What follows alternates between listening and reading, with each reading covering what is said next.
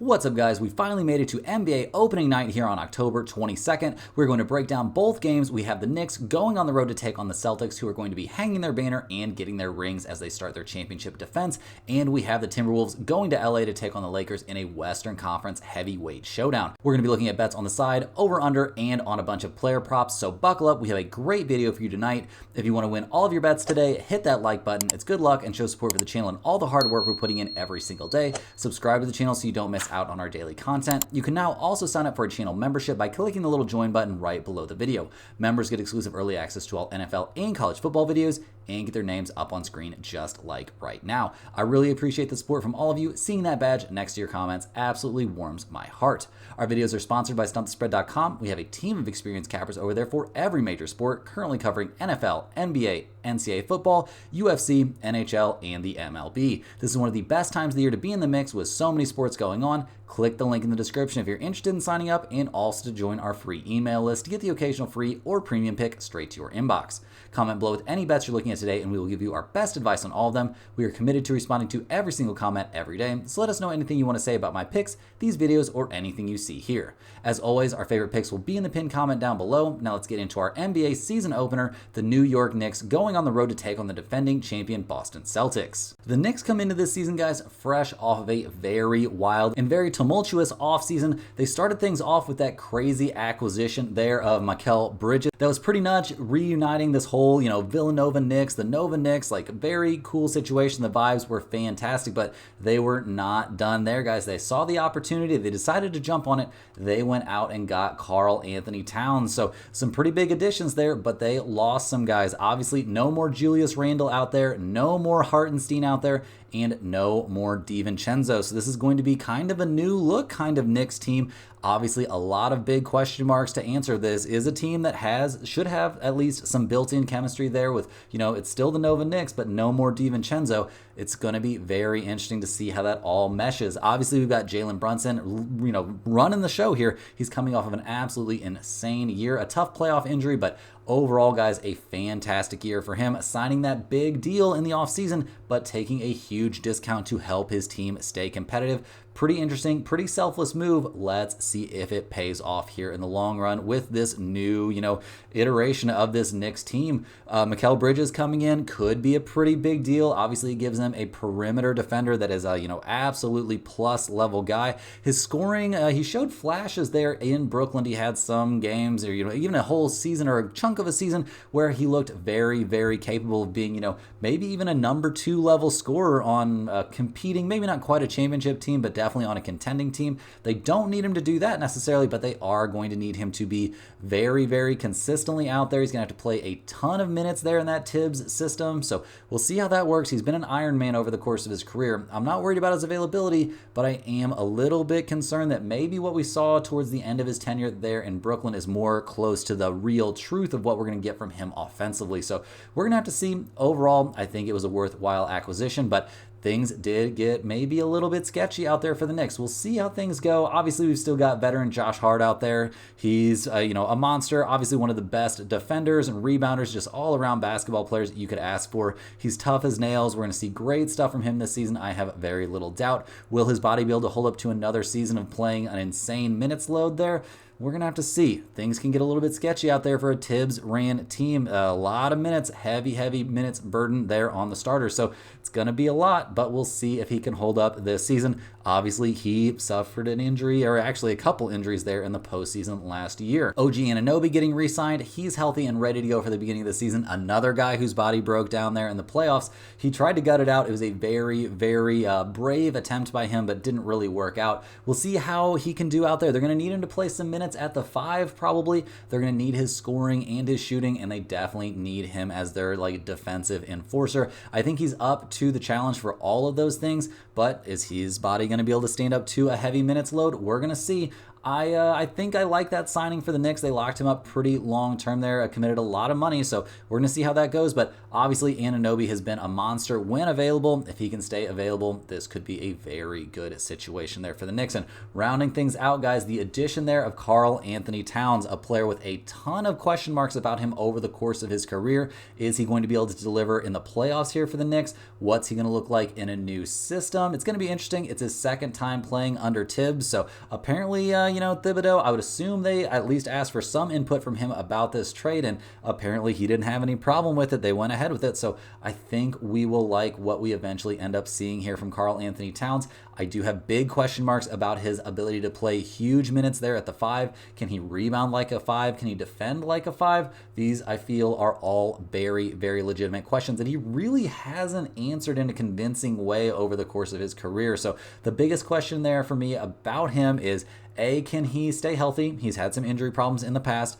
And B, can he stay healthy and deliver in the playoffs under this very rigorous Thibodeau system? It's a big ask for anybody, and he's going to be pretty much all alone there at the 5, with the exception there of Anunoby, because we've had some tough injury luck there for the Knicks to start this season. Precious Achiuwa basically out indefinitely, not able to find a lot of great information on when they're projecting him to be back, and with a hamstring injury, my guess would be they really don't know when he's going to be back. Very, very cloudy timeline with that. It could be something that messes him up for the entire season. Hamstring injuries are nothing to mess around with. I'd be shocked if we see them try to get him back anytime soon. Got to take your time with that. Obviously, Tibbs is not going to be giving guys rest. If they're available to play, he's going to be playing them a lot of minutes, or at least that's generally what he does. We'll see how that goes this year. But yeah, Precious Achiuwa not going to be walking through that door to give any help there to Karl Anthony Towns on the defensive end. And neither is Mitchell Robinson, guys. Another injury situation that's been very problematic here for the Knicks. Mitchell Robinson, over the course of his career, very, very injury riddled. Another guy that when he's out there is very, very good. But when is he going to be back? We really don't have any sort of concrete timeline. Some different timelines have gotten put out there. They've gotten pushed back. Then they've gotten pretty much eliminated. So we don't have a great idea of when he's going to be out there and ready to play. And all of that, guys, is going to leave the Knicks a little bit shallow there in terms of, backup defensive options there at center. And how good of an option really is Karl Anthony Towns on the backside of this defense? I have my question marks. They should have good perimeter defenders there in Bridges and Hart. Brunson, not much of a defender, though, so definitely some question marks for me here about this Knicks team on defense. Their depth is also a little bit questionable, guys. I mean, Miles McBride showed some good stuff last season. They brought in Cam Payne. Tyler Kolek coming in as a rookie. Maybe we'll see some, version of him out there. But right now, guys, I have significant question marks about what kind of depth this Knicks team is going to be able to put out there. Overall, I do expect them to be a good team, pretty much like everybody else does. But yeah, maybe not quite as high. I have more questions here that I need answered before I'm going to be convinced that this is the Knicks team of destiny that's just going to go out and compete for an actual title this season in the Western Conference and just in the NBA in general. So we'll see what we get from the Knicks. A very interesting offseason for them, but they are going up against a team here on opening night that had a very uninteresting offseason, guys. The Boston Celtics, they had a good time in the preseason. They had a great time at the end of last year, winning a title there.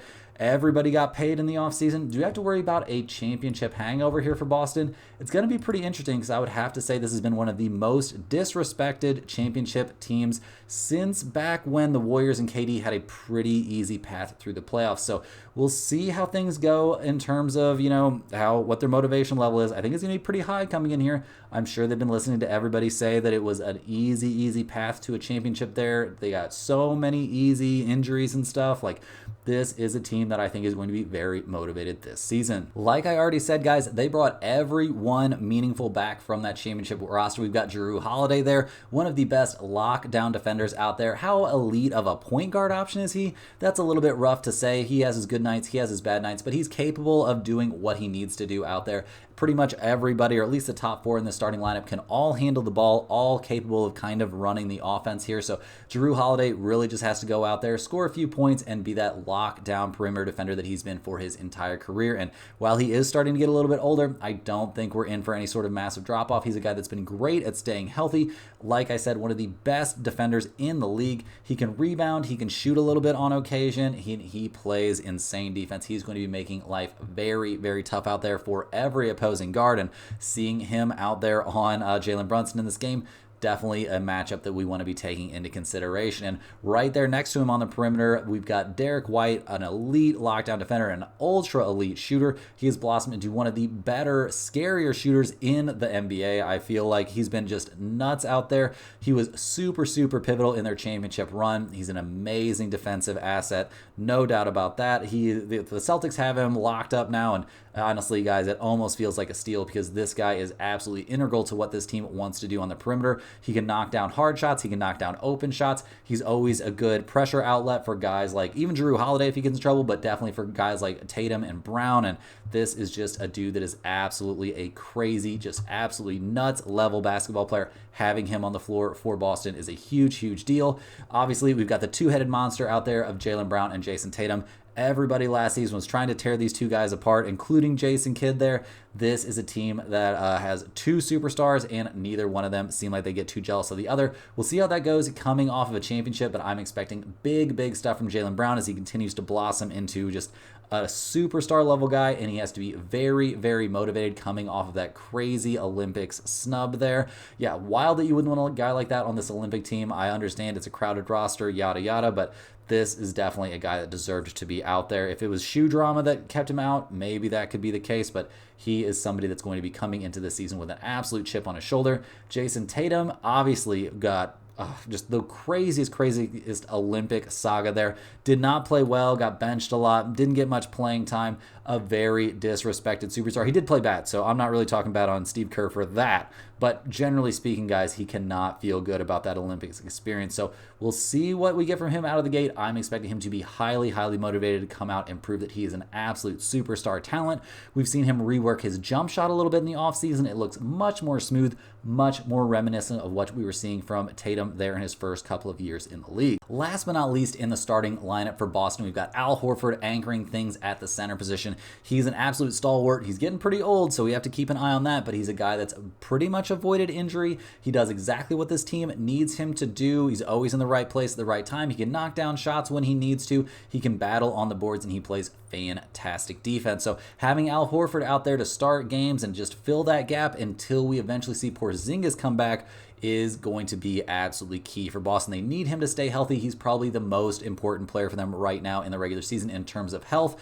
Obviously, Porzingis out indefinitely as it still stands. We'll see when they get him back. Obviously expected back at some time this season, but no reason to rush him, guys. That's how loaded this team is. They can have an ultra elite talent like Porzingis just waiting and rehabbing. No need for him to be in a hurry. This team is going to win a lot of games this season, and they've got pretty decent depth. I think Peyton Pritchard is underrated, a borderline starting caliber point guard option there for the Celtics, and he's playing backup. He'll get some starts. We'll see guys take rest this season for sure, and Pritchard, he is going to do some great things out there. Obviously a bit of a defensive liability, but we'll see if they can cover that up. They've got some pretty good defenders there behind him.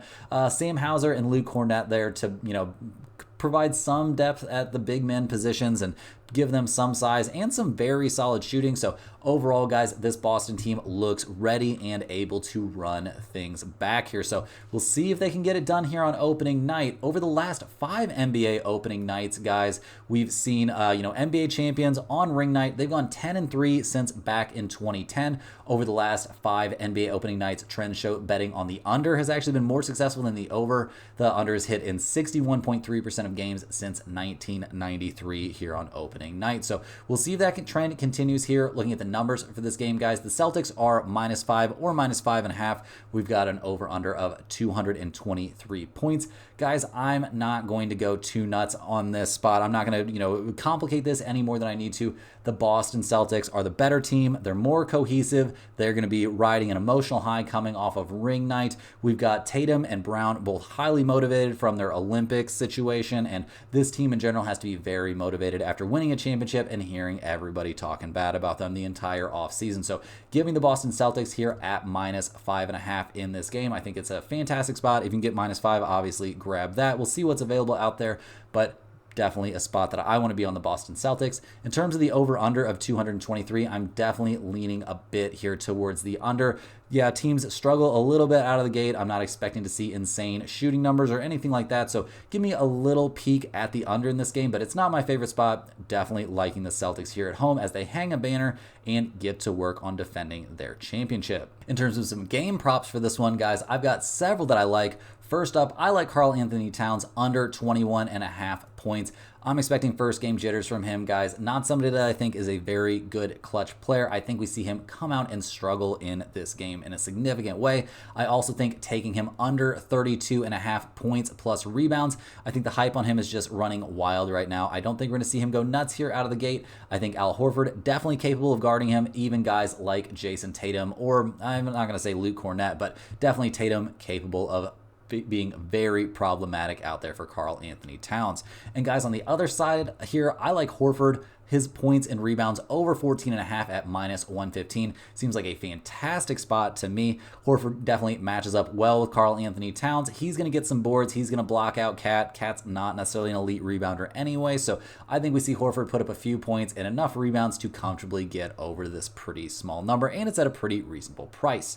Next up, guys, I like Derek White over 13.5 points. How is this guy still so underrated? He's going to knock down shots. We don't have a ton of perimeter defenders that I'm going to love. Like Derek White is somebody you could definitely see them trying to hide Jalen Brunson against, and he will make you pay. So I'm expecting great stuff from him in this game. Getting to 14 points, I don't think will be any problem for him.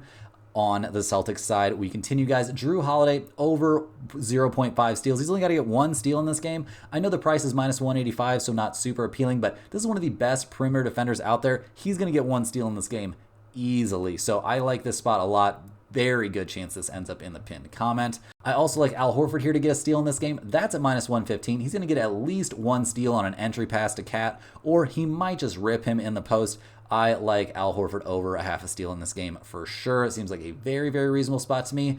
And guys, I also like Jalen Brunson over 2.5 turnovers in this game at -120.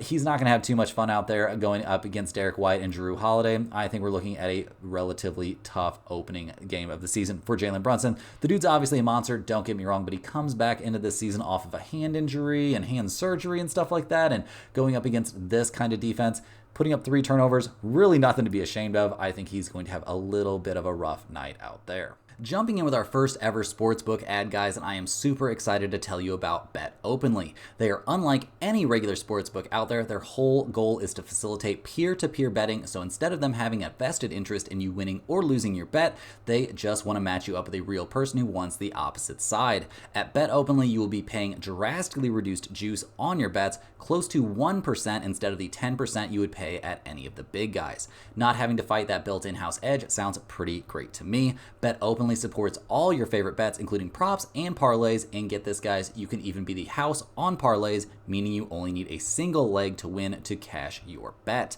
Most importantly, Bet Openly will never limit your account for being a consistent winner, which is something that happens all the time on the bigger sites. If you're interested in signing up, click the referral link in the description of this video and let's cash some bets. Now, guys, back to the games. Next up, guys, we're going to hop over and look at Game 2. We've got the Minnesota Timberwolves going on the road to take on the Los Angeles Lakers. The Timberwolves come into this season. They made a bunch of changes, and it was pretty much there with the Knicks. They're bringing in Julius Randle and Dante DiVincenzo, and they shipped Karl Anthony Towns off to New York, so going to be very interesting to see how this new dynamic surrounding Anthony Edwards is going to work. Obviously, Julius Randle, a pretty interesting acquisition, a guy that many people are very, very high on, and many people will tell you is terrible.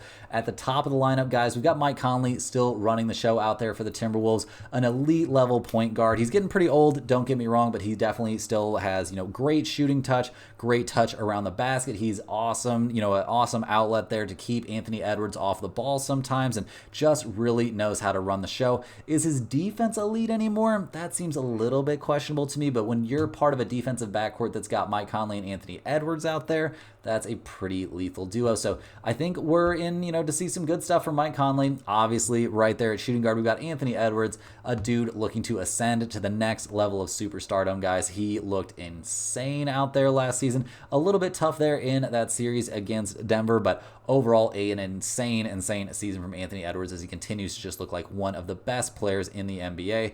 We'll see if that can continue. Elite on offense, elite on defense. One of the best two-way players in the NBA.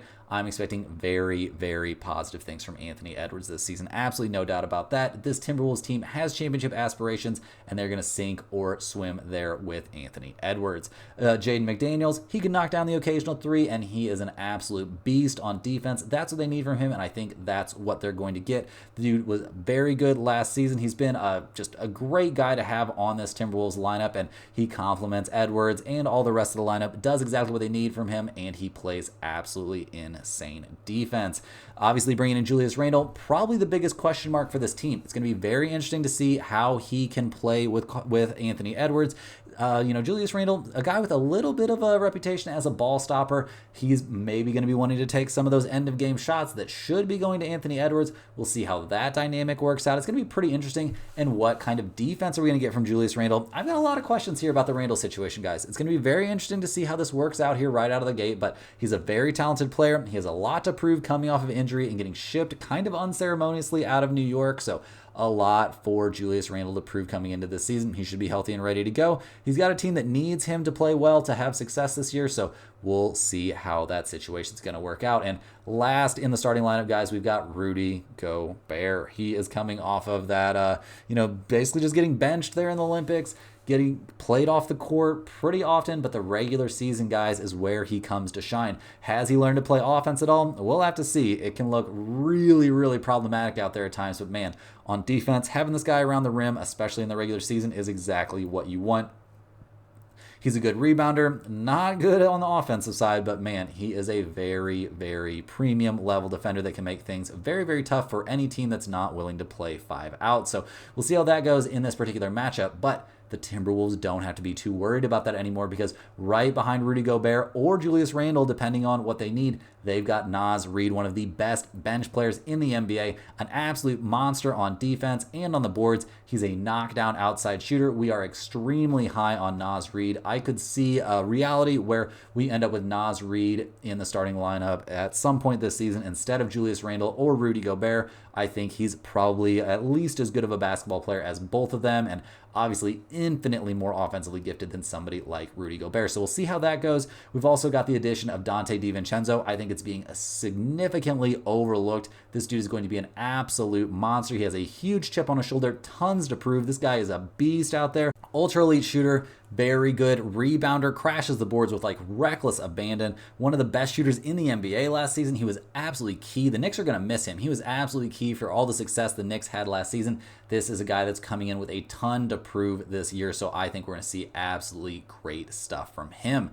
Overall, guys, expecting very good stuff from the Timberwolves this year. This is a team that wants to compete for a championship, and they're going to be taking on an opponent in this game that always talks about wanting to compete for a championship, but are they really trying right now, guys? The Lakers come into this season, a lot of weird stuff going on for them in the offseason. Maybe a lot is a little bit strong, but they didn't make too many significant changes, kind of just running it back with this group. We do see them bringing in, Dalton Connect. That could make a big positive difference. He's looked very good in the preseason, but bringing in Bronny James, very interesting move here. I don't know what we're going to see from him. It seems very likely, according to Shams, that we are going to see him playing in this game on opening night. So we're going to have some pretty empty minutes from somebody because Bronny James, unfortunately, guys, at this moment, at this time, he is not an NBA level player. So we'll see how that goes. I'm not trying to be a hater. I think that is just an objectively true statement at this point. So we'll see how that goes. We'll see how D'Angelo Russell does running the show for the Lakers. I think he's one of the most likely players to be traded at some point this season. He's going to be out there, though, running things. Obviously, LeBron James really runs things, but D'Angelo Russell there at point guard, not a great defender, a streaky shooter. We'll see how that all works out, but not a player that I'm super duper high on. We've got Austin Reeves, somebody who's going to have to show some continued improvement this season. I think under new head coach JJ Redick, he's going to get plenty of opportunities, especially here in the early season. we will see how things go with that. The Lakers want to shoot more threes this year. He's going to be a very key part of that. We've got Rui Hachimura out there, obviously mostly a defensive player, not really an amazing shooter, not really an amazing offensive player. He's got some decent moves. He does some positive things. He's struggled to stay healthy, generally speaking. And is he really a starting level player? I've got some questions here about Rui Hachimura. Seems like a cool guy, but is he somebody you want in the starting five for your team if you're trying to compete for a championship? That seems a little bit questionable to me, but they do need his defense out there with LeBron James. LeBron James's regular season defense can get a little bit questionable at times, but I think on opening night, we are very likely to see, high effort level LeBron James in this one, and playing with his son for the first time. It's going to be very, very exciting, very historical stuff. I think it's really, really cool, but is it the best move for this franchise? It's going to be interesting to see. LeBron obviously coming into his 10,000th NBA season. He's going to be turning 97 years old. Does he still have it? I think he probably does, guys. It's pretty wild stuff, but I think he's going to have a very good season. How many games are we going to see elite level, effort from LeBron? Gonna be interesting. We'll see what happens out there. I'm expecting him to be LeBron, to just be LeBron, and I'm going to continue to expect that until I'm proven wrong. Obviously, behind LeBron, we've got Anthony Davis there at center. He comes into this season healthy. How long will he stay healthy? That will be interesting to see. He had a relatively healthy season last year. Can he do that again? History would say that's unlikely, but we'll have to wait and see. Obviously, an ultra-talented guy. It seems like that jump shot is pretty much gone, but I would bet that JJ Redick has him taking some threes now this new season with this new system. So we'll see how that all goes, but I'm going to be not going to be holding my breath to see the Anthony Davis jump shot return. It has not looked very good over at least the last two seasons. The last time we saw him be a dangerous jump shooter, guys, was in the bubble during COVID. So we'll see how that goes. I'm expecting good things from Anthony Davis, generally speaking, but I do have my share there of questions. In terms of the bench here, we got Gabe Vincent. He's healthy coming into this season. This is somebody they really needed last year. He couldn't get healthy, really, and when he did get out there, obviously you could tell he basically spent a whole season not playing basketball. We'll see how things go here. Obviously, they need him to back up D'Angelo Russell and maybe a little bit of Austin Reeves. They're going to need him to knock down shots and be capable of kind of running the offense. So that'll be interesting. Possibly more interesting than the Gabe Vincent situation is what they're going to get from Dalton Knecht, a knockdown shooter, guys. He had some huge performances there in the preseason. Is he going to be able to carry that over here to the regular season? Obviously, being a shooter, catching passes from LeBron James is pretty much the dream. The guy can put it exactly where you want at any given time. If you're open, he's going to find you. You just have to knock down those shots. And Knecht is definitely somebody that's capable of doing that. But a rookie on opening night, are we really expecting him to go nuts here right out of the gate? I would say that's kind of a big ask, and they need Jared Vanderbilt to eventually come back. He's listed as out for this game. We don't exactly know when he's going to be back. His status is going to be updated in a couple of weeks. Got to be pretty concerning here that he's not ready for the start of the regular season. The dude just doesn't seem to be able to get healthy, so we'll see how things go with him down the rest of the season, but not somebody that I think is going to have a massive impact on the Lakers this year. Looking at this matchup, guys, we've got the Lakers getting 1.5 points at home. We've got an over-under of 219. LeBron does not have an insane record here in opening day games, so that's something to kind of keep in mind. We're going to have the distraction of trying to play with his kid, who's not really an NBA level player at the moment, so we'll see how that all goes, guys, but really just looking at the matchups, looking at the talent level here, I don't really see a way that the Lakers can hang with the Minnesota Timberwolves. Minnesota just has the more talented roster up and down the lineup, and I think they're going to have a pretty good time tonight. They're going to come out motivated. They don't want to be part of this Lakers show, guys. They're going to come in there, be committed to competing here on opening night. They're going to want to ruin the Lakers party. I'm expecting the Timberwolves to win this game comfortably, taking them -1.5 or -1, whatever's still out there. Seems very, very reasonable to me. Give me the Minnesota Timberwolves to win this game. And in terms of the over-under here of only 219, it seems like a small number, but I'm shading just a little bit here towards the under with those trends of, early season games being a little bit sloppy and a little bit lower scoring. So give me a little taste of the under in this game, but my main lean is going to be on the Timberwolves to win this one comfortably. Hey guys, jumping in here with a quick ad break. First of all, this is a great time to sign up at stumpthespread.com. Signing up for a premium membership gets you access to our entire team of cappers covering NFL, NCAA football, NBA, NHL, UFC, and Major League Baseball. If you just want to test out the service, a great way to do that is by joining our free email list, which will get you the occasional free or premium pick straight to your inbox. Don't forget to like this video and subscribe if you're new, and become a channel member for early access to all of our NFL and NCAA football videos. Also, if you want to experience peer-to-peer sports betting while paying almost zero juice, click the link in the description and sign up at betopenly.com. Now guys, back to the games. And looking at some player props for this game, guys, I have several that I like. First up, Naz Reid over 1.5 3-pointers made at -115. This is a dude that can absolutely shoot it. Here on opening night, I think he's going to get some looks. Are we going to see Anthony Davis willing to, guard him out there on the perimeter? Do we trust Rui Hachimura to guard him out on the perimeter? I've watched a lot of guys make threes over Hachimura, so I like Naz Reid in this spot a very reasonable amount. I also loved what I saw last season from LeBron shooting the deep ball, guys. He's looking like he's put a ton of work into developing that part of his game. As you get older, being able to knock down those outside shots obviously makes a huge difference. Taking him over 1.5 3-pointers made at -130 seems very, very reasonable to me. I think we're going to see him, putting up plenty of 3-pointers this season and in this game.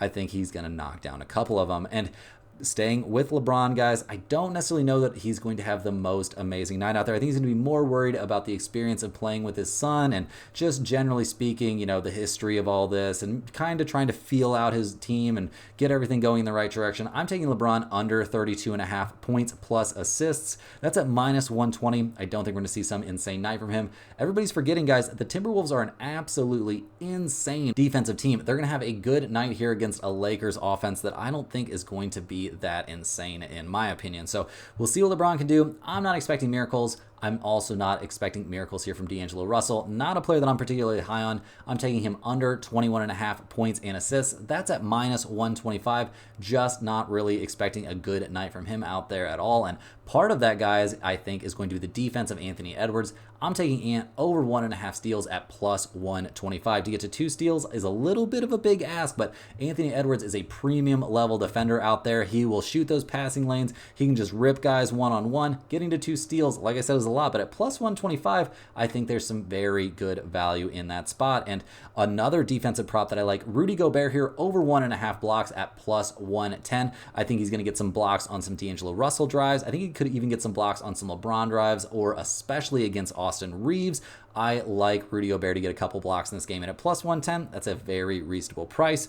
And on the block side of things, guys, I think LeBron's going to be wanting to put on a show at some points in this game at least, so LeBron to get 1 block or more in this game at +105, I think is a very, very reasonable bet. I'm expecting him to have at least 1 chase down block, and that easily just gets us there for an easy win on this bet. And last but not least, guys, I like D'Angelo Russell to struggle in this game, so taking him over 1.5 turnovers here against the very defensive-minded Minnesota Timberwolves at -150. That is a fantastic play in my opinion. Has a great chance to end up in the pinned comment. I think we see D'Lo struggle here right out of the gate, and even if he has a decent night, having a couple turnovers, very, very easy to do. That's all the games we have for today, guys. Hit that like button for good luck on all of your bets and subscribe to the channel if you're new. Let me know in the comments any questions you have on today's slate.